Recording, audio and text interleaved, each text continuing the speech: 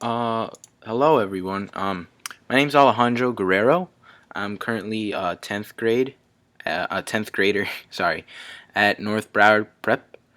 I didn't really write a script for this video. This video's for a class, but I don't know. Maybe I'll see if I can take YouTube.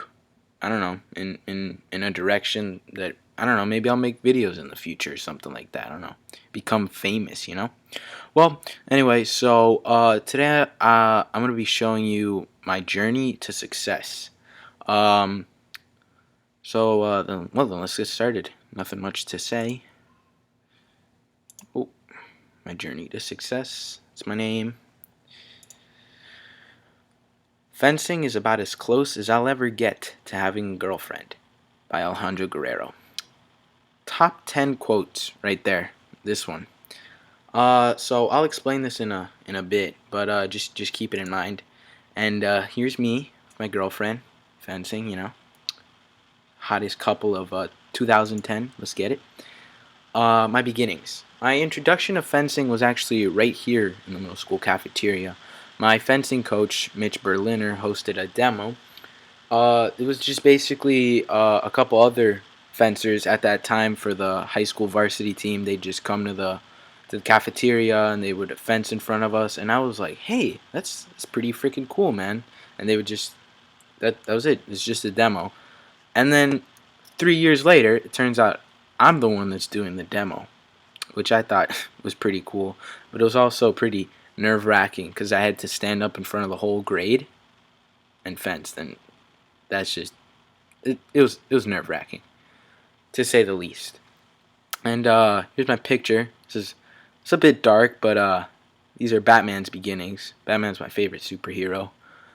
Thankfully, mine was in the cafeteria though. Nothing like this. Thank God. At first, I was like, "Do I really want to do fencing?" Nah.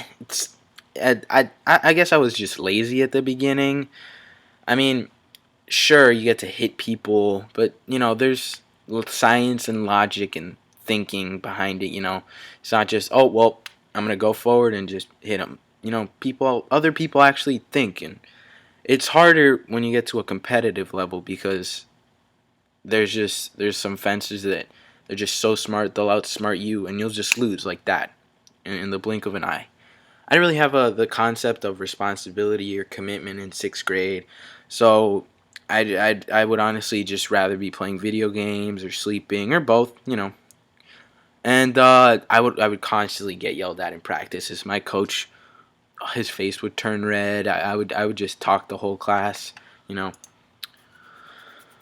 But then I realized, hey, I'm actually pretty good at this. Like before I did soccer, like every Latino kid in Florida does at one point, soccer. I played for 3 years, but at the end I was like, hey coach, I'm not gonna do soccer anymore. And he didn't even know my name.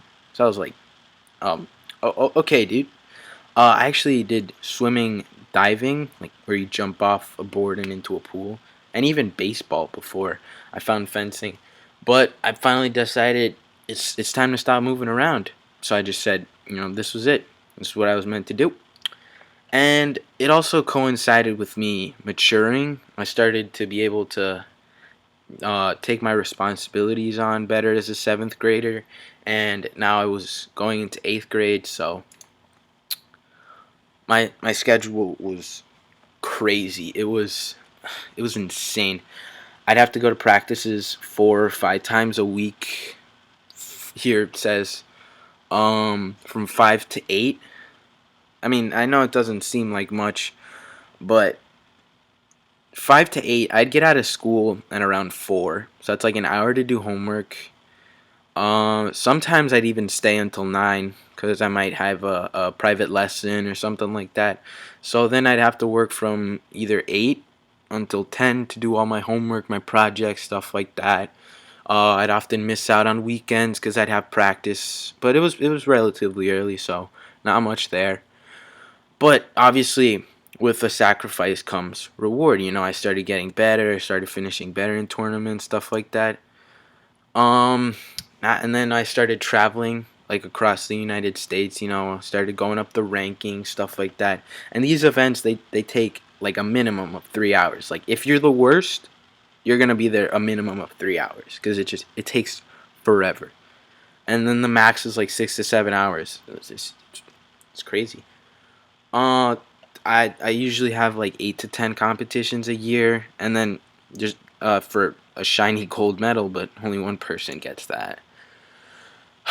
I've fenced 4 years so far, and my club has tournaments like once a month or so.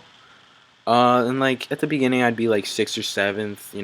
But then I started getting better and stuff, and then I'd start getting set third, second, first at local tournaments among my teammates. So I felt I was improving. My failures. Woo, my favorite part. Failure. It's a word that goes through my head often, but it's not as bad as you think. My early years saw lots and lots of failures, as many people experience. Um, well, obviously, I didn't win first until like my second or third year of fencing, but that was just at a local tournament among like 15, 20 people. Now just imagine trying to place first like out of 200 people. I know, it sounds crazy. So at the beginning, my first competitions, I was in the 160s, 150s. It's the average amount is like 180 for my age category anyway. Under 14, I was often frustrated. I'd cry sometimes, not gonna lie, after I'd lose. But I would review videos that I'd taken, go over like how I messed up and stuff like that, and I'd fix my mistakes and worked smarter as well as harder to do better next time. Um, so remember what I said at the beginning about fencing being my girlfriend? I basically had to be with her, if you want to call it that, all the time. What do you want, babe? Whatever. I worked tirelessly. I got home late 3 days a week. On homework, I was already behind up. Fencing wasn't the only thing I had to do. I had community service. It's just typical high school stuff. And I wasn't even typical middle school stuff. My bad. And I wasn't even in high school yet. And actually, for summer nationals, I did that's like the biggest competition. I did like a 10-hour, 5-day fencing camp. Oh my God! Don't even get me started on that. I actually have one next week. Now that I think about it, oh boy, great, great, great. But it all paid off because at summer nationals, I actually finished seventh place in Y14. Out of 196 people, I think. And then I beat actually it's the number 3 ranked fencer. I should change that probably. 15-12, and then I almost beat the number 2. Yeah. Oh yeah, no, he was ranked 4th, my bad.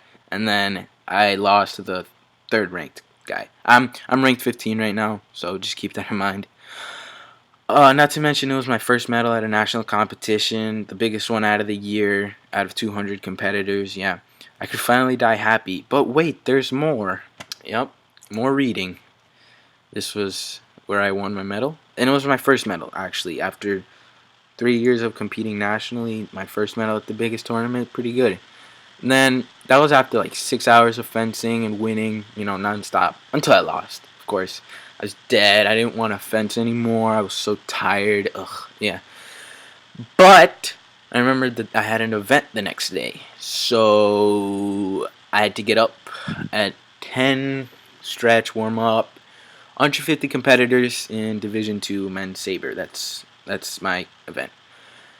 I jammed my wrist, rolled over my ankle, and I got actually punched in the face with the sword twice.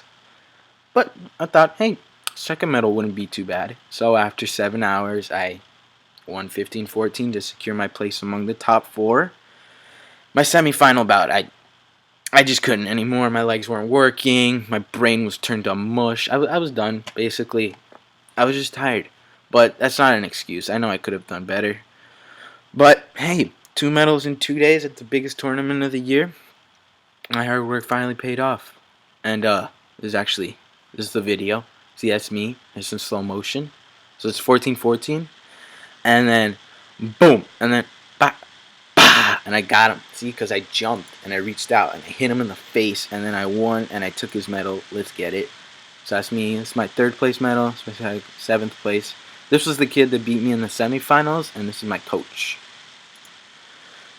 So the conclusion is, after I got home, I had a lot of time to reflect and think about what happened, everything that led up to it. I was thinking about how much I've matured over the 4 years, how fencing has helped, and I was more disciplined, actually.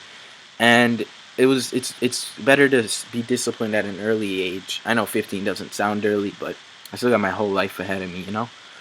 And I put in a lot of hard work, patience, perseverance, effort, passion, and drive, into fencing. And now I was starting to apply it into all aspects of my life. And it's it's been pretty amazing how I've gotten here, just looking back. So that's it, I guess. Uh yeah. Thanks for listening.